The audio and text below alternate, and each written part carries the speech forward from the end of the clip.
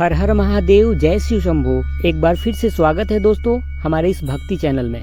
भक्तों, यह जानकारी उन सभी के लिए है जो सावन महीने को विधि विधान से मनाते हैं। सावन महीने में पूरे भक्ति भाव से भगवान शिव को मानते हैं, जल अर्पित करते हैं। लेकिन इतने भक्ति भाव से भोलेनाथ की पूजा करने के बाद भी उनको अपना मन चाहा फल नहीं मिलता। आखिर ऐसा क्यों होता है, इसी के बारे में आज हम आप लोगों को बताएंगे।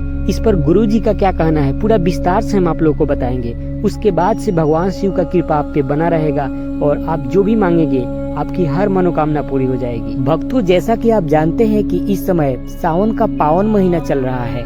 भक्तों, इस बार का सावन बहुत ही अद्भुत और चमत्कारी होने वाला है, क्योंकि सावन अब की बार पूरे 2 महीने का होगा। भक्तों, देवशयनी एकादशी के बाद से भगवान विष्णु ने सृष्टि का पूरा कार्यभार भगवान शंकर को सौंप दिया है।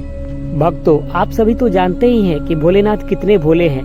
भोलेनाथ अपने सभी भक्तों की मनोकामनाएं पूरी कर देते हैं। सावन के महीना भोलेनाथ के भक्तों के लिए ऐसा समय होता है कि अगर भोलेनाथ किसी भक्त से नाराज होते हैं, गुस्सा होते हैं, तो इस सावन के पावन महीने में अगर वह भक्त 1 लोटा जल अर्पित करता है तो भगवान शंकर उसकी सारी गलतियां माफ कर देते हैं। इसलिए हर व्यक्ति सावन के इस पवित्र महीने को अपने हाथों से जाने नहीं देते और भोलेनाथ के भक्ति में भोलेनाथ को प्रसन्न करके अपनी सारी मनोकामनाएं पूर्ण करा लेते हैं। लेकिन कुछ लोग ऐसे होते हैं जो भगवान शिव को भक्ति भाव से पूजा करते हैं, दिल से जल अर्पित करते हैं, परंतु भगवान शिव की नजर उन पर नहीं पड़ती और उनकी कोई मनोकामनाएं पूरी नहीं होती है। ऐसा हम और आप जैसे कई लोगों के साथ होता है जो भगवान शिव को दिल से पूजा करते हैं, भक्ति भाव से पूजा करते हैं, लेकिन उनकी मनोकामनाएं पूर्ण नहीं होती है।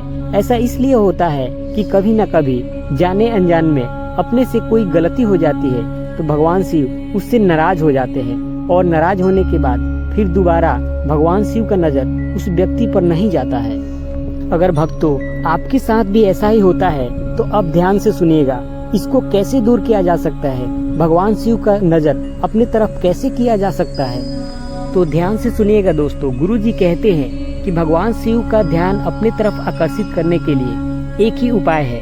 इस सावन के महीने में आप जितने भक्ति भाव से भगवान शिव को जल अर्पित करते हैं, जितने भक्ति भाव से भगवान शिव की पूजा करते हैं, उतने ही भक्ति भाव से भगवान गणेश की पूजा करनी है। जी हाँ भक्तों, आप सही सुने। आप जितने श्रद्धा से, जितने भक्ति भाव से भगवान शिव को पूजा करते हैं इस सावन महीने में, उतने ही श्रद्धा से, उतने ही भक्ति भाव से भगवान गणेश की भी पूजा करनी है। और ध्यान रहे, वह भगवान गणेश की फोटो जो होगी, वह जो मूर्ति जो होगी, भगवान गणेश के, भगवान शिव के साथ होगी। गुरु जी कहते हैं कि सावन महीने में जो उनको जल अर्पित करता है उनसे तो प्रसन्न होते ही हैं, और जो लोग भगवान गणेश की पूजा करते हैं, भगवान गणेश की भक्ति भाव से पूजा करते हैं इस सावन महीने में, उससे भगवान शंकर अति प्रसन्न होते हैं। गुरु जी कहते हैं कि ऐसा क्यों होता है, हम आपको विस्तार से समझाते हैं। समझ लीजिए कि आपका कोई पुत्र है और आपके सामने कोई दूसरा व्यक्ति आपके पुत्र से प्रेम करता है, आपके पुत्र से लाड़ दुलार करता है, आपको पुत्र को मानता है, तो आपको कितनी खुशी होती है उस व्यक्ति के प्रति। जो व्यक्ति आपके पुत्र के साथ खेलता है, आपके पुत्र के साथ लाड़ दुलार करता है, आपके पुत्र से प्रेम करता है, सेम इसी तरह भगवान शिव प्रसन्न होते हैं सावन महीने में, क्योंकि सभी लोग सावन महीने में भगवान शिव की पूजा करते हैं, भगवान शिव को जल अर्पित करते हैं। लेकिन सब लोग ये भूल जाते हैं कि भगवान शिव के पुत्र गणेश हैं। तो भगवान शिव के पूजा करने के साथ साथ अगर भगवान गणेश की पूजा की जाए तो भगवान शिव और भी ज्यादा प्रसन्न होंगे।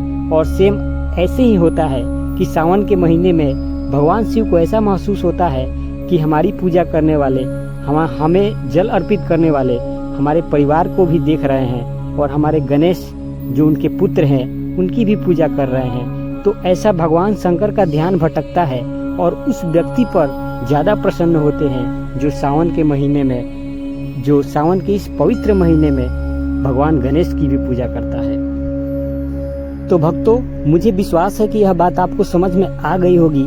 तो आज से ही अपने घर में जहाँ पर भोलेनाथ के फोटो है, मूर्ति है, वहाँ पे भगवान गणेश की भी मूर्ति लगाइए। साथ साथ अगर मूर्ति है, फोटो है तो बहुत अच्छा होगा। और जितने भक्ति भाव से भगवान शिव की पूजा करते हैं, आप भगवान गणेश की भजन बजाइए और भगवान गणेश को प्रसन्न कीजिए। भगवान गणेश तो प्रसन्न होंगे ही और साथ ही साथ भगवान शिव प्रसन्न होंगे, और भगवान शिव प्रसन्न होंगे तो आपकी सारी मनोकामनाएं अवश्य पूर्ण होगी। तो बात अगर समझ में आ गई है, जानकारी अच्छी है, तो वीडियो को अभी लाइक कर दीजिए और अभी से शुरुआत कीजिए। कमेंट बॉक्स में जाकर लिखिए ओम नमः शिवाय या लिख दीजिए हर हर महादेव और वीडियो को लाइक जरूर कर दीजिए, और साथ ही साथ चैनल को भी सब्सक्राइब कर लीजिए ताकि अगला वीडियो आपको मिल जाए। फिर मिलेंगे अगले वीडियो में, तब तक के लिए ओम नमः शिवाय।